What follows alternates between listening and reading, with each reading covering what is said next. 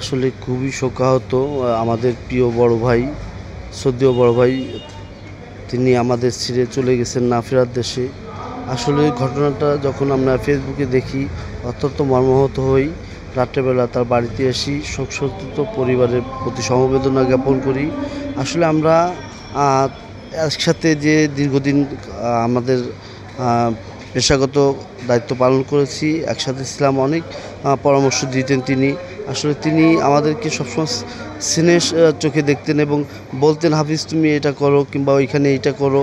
একটা মানে এত হাস্যোজ্জ্বল একজন মানুষ ছিল। আসলে তার এই চলে যাওয়া আমাদের জন্য অপূরণীয় ক্ষতি, যেটা আসলে তার বিদেহী আত্মার মাগফিরাত কামনা করছি। আল্লাহ তাকে জান্নাতুল ফেরদাউস দান করেন। তার জন্য দোয়া করি। তার পরিবারকে আল্লাহ ভালো রাখুক, সুস্থ রাখুক, শান্তি রাখুক, এই প্রত্যাশা করি।